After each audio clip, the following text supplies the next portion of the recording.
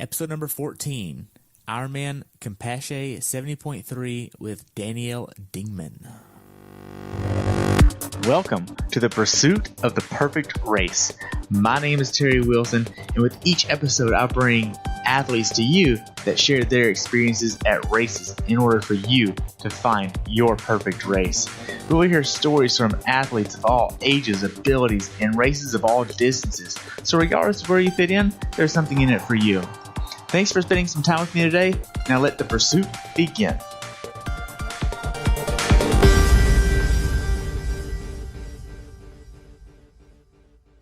Hey everybody, welcome to the next episode of the Pursuit to the Perfect Race.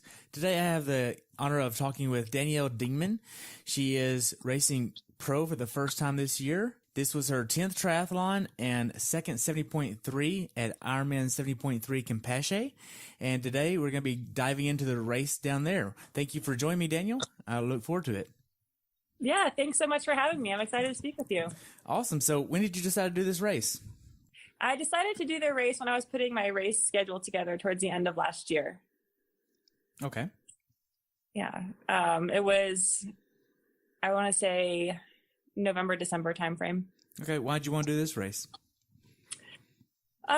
Well, I kind of put together a race schedule that allowed me to work towards some of my goals for the season, which one of the really big goals I have this year is to qualify for Worlds, and that's in September. And so I have a short window of time to race. The qualifying window ends the end of June, and so I need to earn enough points to be able to qualify for Worlds. And so I put together a fairly aggressive race schedule to give myself an opportunity to do that. Kind of understanding if it happens, great. If not, then we took a stab at it and gained a lot and grew a lot this first half of the year. Nice. So now going into Campache, how was your training? It's been pretty good. I've had a pretty solid few months working up to this race. It has been winter. I live here in Branson, Missouri. We get snow and ice and all those things that come along with winter. So had to deal with that. So did a lot of indoor training, but overall everything's went pretty good leading up to Campache. Nice. So what would you say your max hours of training were going into it? Well, I work full time. So I'm working 40 hours a week, and I also commute to work. So that takes anywhere from 8 to 10 hours a week. So my training is fairly limited. I'm training just 12 to 15 hours a week right now. Okay. So now whenever you're training with all of the work and life balance, how do you find time to recover properly? When I get home, I'm fairly regimented as far as getting ready for work and life the next day. So I'll get home, kind of unpack and repack the bags that I need, make dinner, eat dinner, do some stretching and some foam rolling, and get to bed as soon as possible. I also have a great chiropractor in Springfield from Active Life Chiropractic. They took really good care of me, make sure I'm all in line and things are operating as they should. So whenever you got ready to go down to Campache, when did you leave Branson? Okay, let me think about this. The race was Sunday. I drove up to Kansas City on Wednesday after work, stayed with some good friends up there to fly out of Kansas City the next morning. So I left on Thursday, flew into Houston, and then I met my mom. She actually flew in from Baltimore, and we met up in Houston and then traveled down to Mexico together. Had to go into the Mexico City airport and then over to Campache. And so we arrived late Thursday night. Had Friday and Saturday pre-race. Okay. Did y'all get a rental car? We did. Okay. Yes. How was that process? Pretty easy being international? Yeah, it was fairly easy. I think my husband might have had a little bit of a heart attack when he saw a fairly large deposit, but it was refunded. I guess it's just the deposit that has to be made. But no, it was fine. It wasn't too terribly expensive. Split up things with my mom, which helped out. But yeah, it was easy. They did speak some English. I spoke some Spanish, so it worked out. Okay. So whenever you got to the last airport, you drove to your condo or hotel? Yeah, no, we stayed at an Airbnb, the historic Yellow House. which is funny because I posted that on Instagram, and then Triathlon Terran saw it and he said, "Hey, we stayed there when we were in Campeche." So the historic yellow house seems to be a popular place for triathletes for this race. Nice. So was it pretty nice to have your own space for the race? Oh yeah, it was just in the heart of this local neighborhood. It was open air, so you really got the feel of living in that neighborhood. Thankfully, though, the bedroom was air conditioned, so you did get some reprieve from the heat. The hosts were phenomenal in communicating with them. We had laundry, the full kitchen. I mean, it was very comfortable and also very close to the convention center where the expo was and T2. Okay. So whenever you got ready to check in, how was that process? Very easy. You just communicate through the Airbnb platform with the host. And we actually had some delays getting in, just some travel delays. And the mom of the host waited there until pretty late at night for us to get there. So they were very accommodating. Wow. Now, did you have a certain nutrition plan you were trying to hit going into the race? So going into the race, thankfully, one of the reasons I like staying at Airbnb is that you do have access to a kitchen, right? And so you can go to the grocery store, get what you need, and kind of be in control of your own food. And we're really close to a Walmart, of all places to be near in Mexico. So we just went to Walmart and kind of stocked up on some good produce and vegetables and lots of rice and good proteins. So, yeah. Okay, so you didn't have any kind of issues with the food you didn't have any issues with the local food then? Nope. Just made sure I didn't drink the water. Okay, so is the water an issue there? I wouldn't drink the water. Okay. I just drink bottled water. Yes. Okay. Yeah. So whenever it came time to checking in for the race, how was that process for you? The process was really easy. Because we got there a little bit early, we didn't have to deal with the crazy day before rush. So we just went over to the expo center and got checked in pretty seamlessly. Okay. Did you have to do anything additional being that you're a pro? No, we just had our mandatory meeting, pre-race meeting, which all athletes are required to go to one. There was a pro-specific one that we went to, but other than that, there was nothing else that was different. Okay. So you checked your bike in the day before? Yeah, the process was pretty easy. Let's see. So we arrived Thursday. Friday, I went and rode the course in advance just to get an idea of the roads, conditions, what it would be like. Then took the bike on Saturday to get that checked in. It's amazing the amount of volunteers that come out to help with those things. Just the local folks, they were all so helpful, making sure that we had everything that we needed and made sure that process was really easy. Okay. So how were the roads? Yeah, the course, we might get into this a bit more, but it's a pretty technical, hilly, and windy course. There's a few sections of cobblestones as you're coming out of transition before getting on the main stretch of highway where you do a couple out and backs. So you just manage getting over those just fine. And there's a few sharp corners too. So getting out of transition is a little bit technical, but once you're out on the open road, it was pretty smooth. Okay. So whenever you checked your bike in, did you make sure your PSI was a certain amount? I had ridden it the day before. And so when I checked it in, I didn't put any additional air in it. I just waited because usually my tires lose a little bit of air anyways. So I wasn't too concerned with that. And the pressure that I run isn't that high. So okay. I wasn't too concerned. Yeah. What wheels do you use? Atom composite wheels. Okay. I used them last year when I raced in Cozumel, and used them again in Campeche. How deep are they? Really fast. I have an 80 or 85 on the back, and then a 50 on the front. Okay. So now, do you use clinchers or tubulars? Clinchers. Clinchers? Awesome. That's all I use. I've never used the tubulars. I've tried tubulars and they're fine. I just am a nervous wreck because if something happens, I mean, it's just game over. Yes. So the day before the race, you got everything checked in. Did you have a certain dinner that you eat the night before the race? I'm not too strict about, I have to have like pasta and this much chicken and all that. But I do make sure that what I eat is what I would eat on a normal basis, something not too crazy. We did rice, chicken, spinach, of course, just making sure that my nutrition the few days leading up to that was on point and that I'm getting enough carbs and just good nutrition.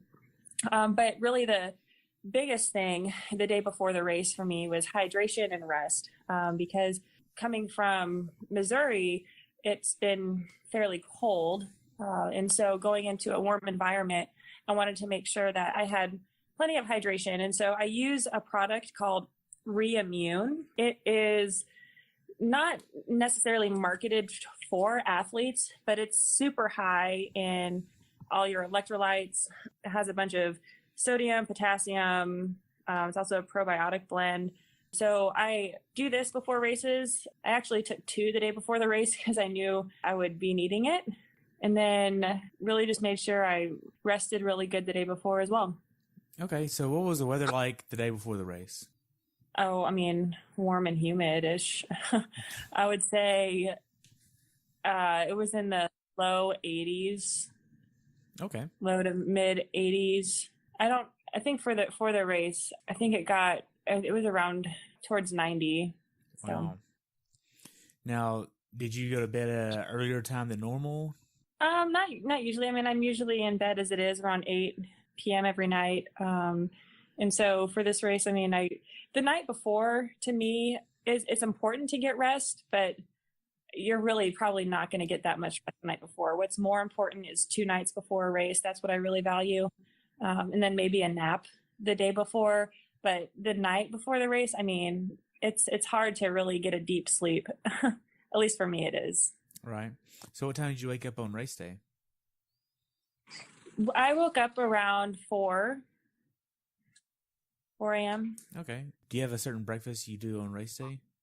I usually have some sort of oatmeal with peanut butter and honey and maybe some nuts. I have a hard time eating before a race just because of my nerves.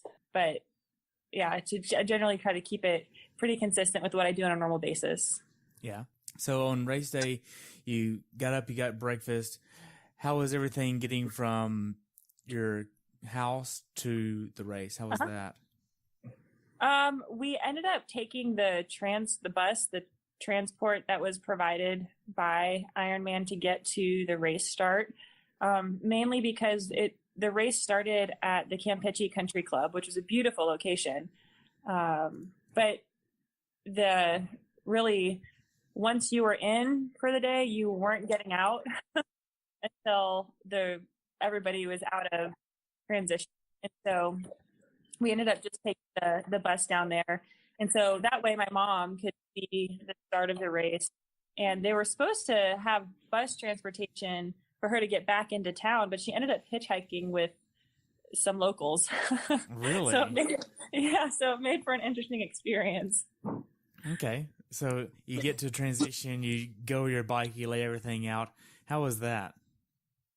Yeah, that was fine. It's really kind of standard procedure. For me, I kind of put the blinders on. I just go to work. I go make sure my bike is, the tires are all aired up, make sure it's dried, my bike's dried off, my chain's clean, get my transition area all set up. Then I'll visualize transition. I'll walk through from the swim entrance to where my bike is, make sure I know exactly where I'm going. It's, the day before the race, when you drop your bike off, all of the other bikes might not be there. And so you can easily see your bike. So that's why the morning of, I'll spot my bike when all the other bikes are there.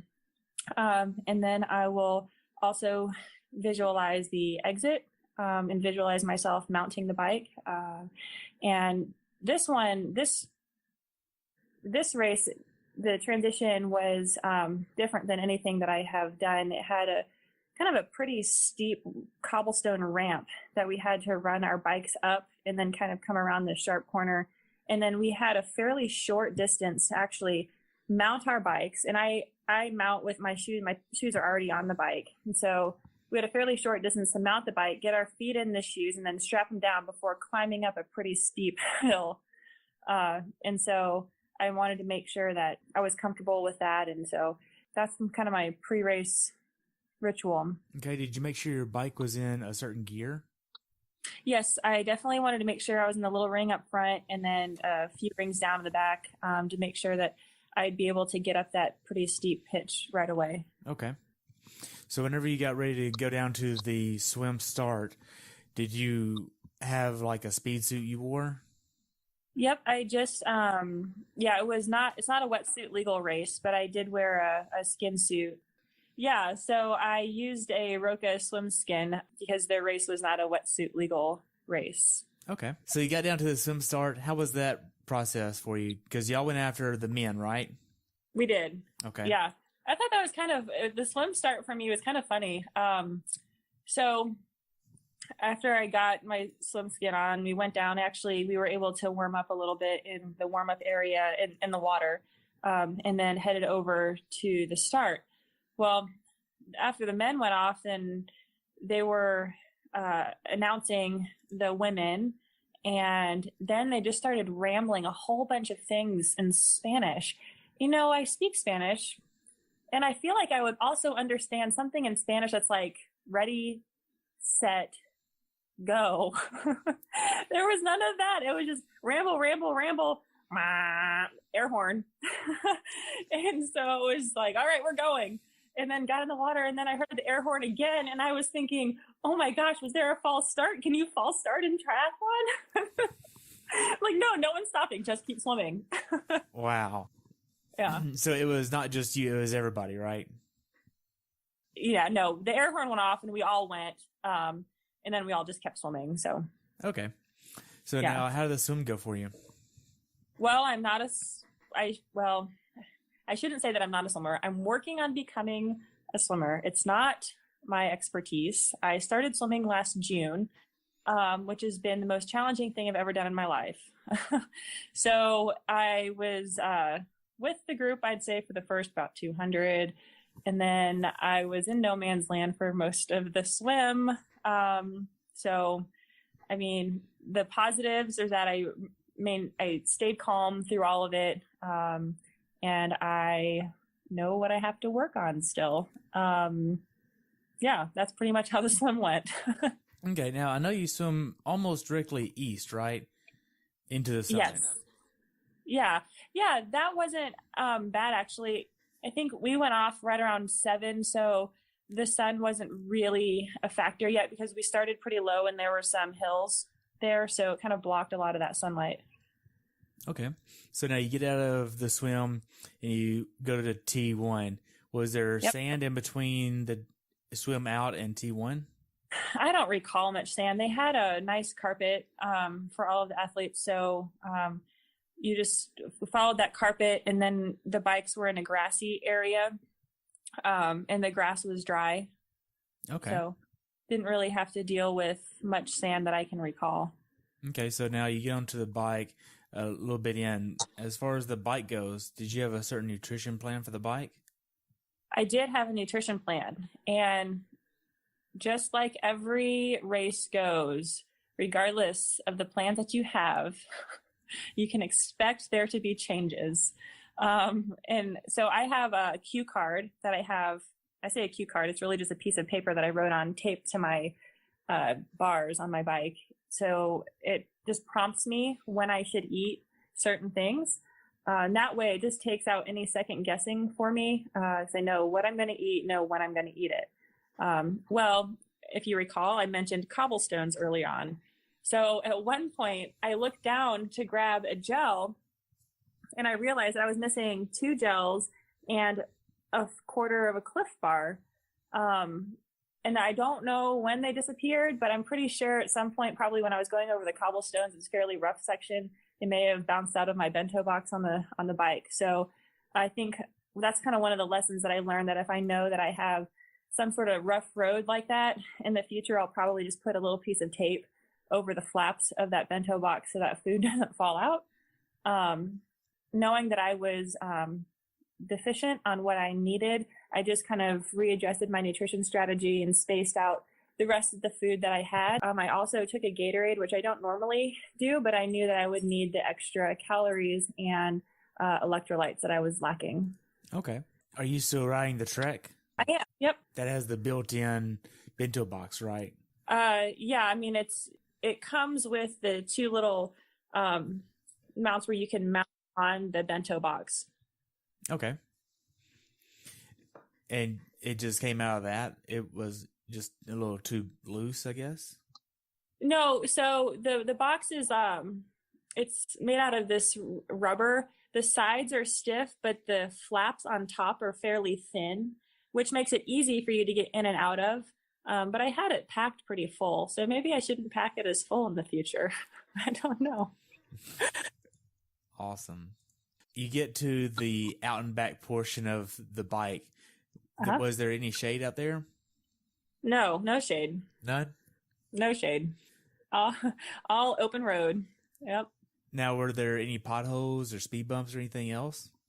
Well, on the highway was pretty smooth. No, I mean, maybe occasional bumps, but nothing too crazy. We had some speed bumps when we were re-entering town, and some of the speed bumps were just of different shapes and sizes, I think, what you might expect in Mexico.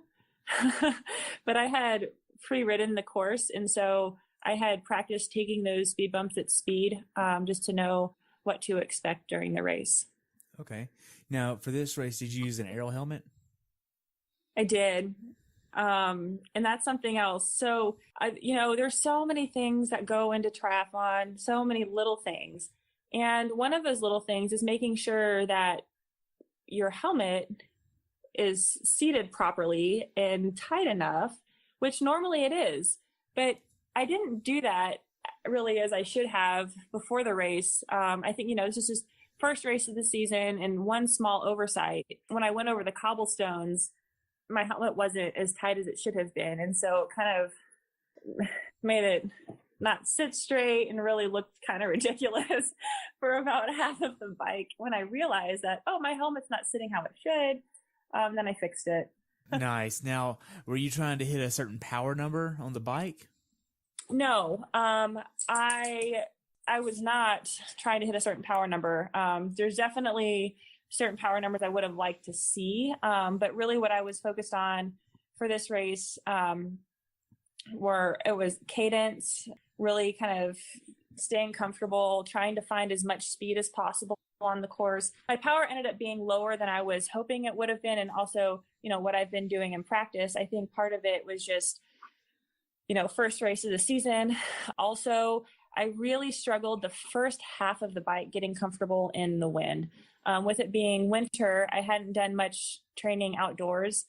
And so how the course is set up, we had wind. It was just coming from all different directions going one way, because the course wasn't directly out and back. It was kind of an L shape, maybe more of a V shape. So anyways, I just struggled getting comfortable in my aero bars, but then halfway through things kind of clicked, got dialed in, and I started hitting my target speed, which I hit my target speed the second half, but I definitely lost time the first half of the bike just because of that. What was your target speed? Well, I was hoping to average 23 on the bike, which is what I did for the last half. But the first half was like 21.2, which was just slower than what I was hoping. So I think overall it was around a 22 average, which I still made up a good bit of distance on folks in front of me. But yeah, it was just kind of shaking off the cobwebs, I think, of the winter, and with it being the first race. So now that I have that out of my system, I don't think that I'll be dealing with that too much in the future. Right. You mentioned cadence. What kind of cadence were you looking for? Yeah. So normally I like to hover kind of a higher cadence. I would say 94 or so. Okay. What makes you want that cadence? It's just comfortable. It's just where I train, where I'm comfortable. Okay. So whenever you got on the bike, you got settled in, you got everything going. You said the last half was faster, and then you started heading into the run transition. How was that in comparison to the T1? My transitions were good. So I ended up, I was in 8th place going into the second transition, and then left in 7th place. And then I ended up staying in 7th place on the run too, because the next person was several minutes ahead of me. But the transition was good. It was pretty fast. I just got off the bike, ran the bike in, put it down. I just dumped my bag out, put my shoes on, grabbed my belt, grabbed my hat, and ran. So. Okay. How was the run course? The run was beautiful. The run course was actually voted in the top 3 best run courses for Ironman. So it was right next to the water on this boardwalk. And there was people the whole time cheering you on. At one point, there was this band of, I don't know, I want to say 40 or 50 kids out there playing their instruments. And they were out there the whole time. So that was pretty awesome. But it was flat run course, which was kind of nice. It was hot though. So definitely was taking a lot of fluids the whole time. Did you have any issues cramping or anything? Not until I finished the race. When I finished the race, I definitely, had some muscle cramps, but during the race, thankfully not. So what was your nutrition plan on the run then? Well, I had a couple gels in my race belt. So I took those on the run, and then just took water at the aid stations. Okay. So the last 800 yards of the run, how was that for you? Oh, it was fun. I was just really thankful for the opportunity to be out there, and, thankful that, I've put in a lot of work to be racing at this level. And so I think there's just a lot of emotion that goes into it. I'm really happy with what I'm doing. And I just had kind of just that overwhelming sense of gratitude. So it was a cool experience. And there's definitely lots of people out there cheering, so that always helps. Yeah. So you ended up 7th overall, right? I did, yes. Nice. What is something that you would pass on to someone else that hasn't done this race, that's thinking of doing this race? So this race, specifically, I'll speak about the town. The people in Campeche are so friendly. And it's unlike, the town's kind of unlike Cozumel or Cancun, which are really touristy areas. So the things in Campeche aren't priced nearly as high. I mean, we went out to dinner, nice dinner, couple drinks, and with a tip, it was $17. I mean, you can't beat that. And that same meal over in a more touristy area would have been at least twice as much, if not 3 times as much. Also, the people, like I said, are really kind and they're genuine. And they're not, I don't know the proper way to say it. They're not trying to nickel and dime you or just like constantly ask for tips. It was almost like if we gave a tip, they were shocked that we were giving them a tip. So it was just a different environment. So that's kind of cool about the city. There's a lot of really cool little places to eat. They have a lot of these little chocolate stores. We went to one called Choco Hall, and they make these kind of spiced chocolate drinks. They're really good. That was kind of my post race celebration. Nice. Yeah. So So if athletes want to follow you, how can they follow you? Yeah, so I'm active on Facebook and on Instagram. And then I have a blog on DanielleDingman.com. So on Facebook and Instagram, it's all the same? Yes, Danielle Dingman. My Instagram is DC Dingman. Okay. So what's your definition of a perfect race? Oh my gosh, I don't know if there is one. A perfect race is one where you finish knowing that you have done everything you possibly can do to be as ready as you can be, and you've given everything that you could in that race. That's it, because things will go wrong. And those things going wrong do not indicate if your race was perfect or not. It's how you respond to those things going wrong. If you let those things that go wrong kind of dictate your outcomes, instead of being flexible and adapting to those things, I mean, you've got to be ready for anything. So I would say just knowing that you've given what you can to do as well as you could have is going to give you that perfect race, and being thankful at the end of it, knowing that you have this ability to get yourself from the start to the finish, but then you also have the people to get you there. Triathlon it appears to be an individual sport, and on race day, it is. I mean, you are the one that you have to carry yourself, but you didn't get yourself to the starting line. You have family, you have friends, you've got support, you've got a whole team around you. And so I think being aware of that and having that sense of gratitude when you finish is so important. Wow, that's great. So do you have anything else you'd like to add about the race? Gosh, it was a really good experience. I'm really thankful for it.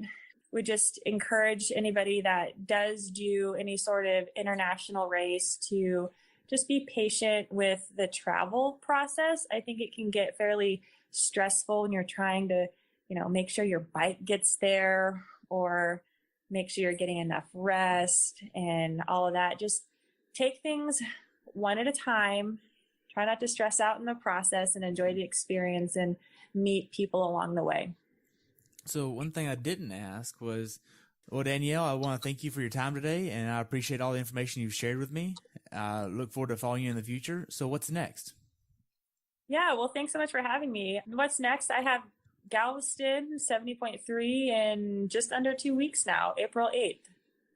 Nice. Then what's after that? St. George. Nice. That's a good one. Yeah. Be nice and hilly. Well, I hope to see you down in Galveston. I'll be there racing as well. Awesome. And so will the wife. And I actually coach an athlete that's going to be down there racing too. So I'll definitely be down there. And it's a flat and fast course. You're going to love it.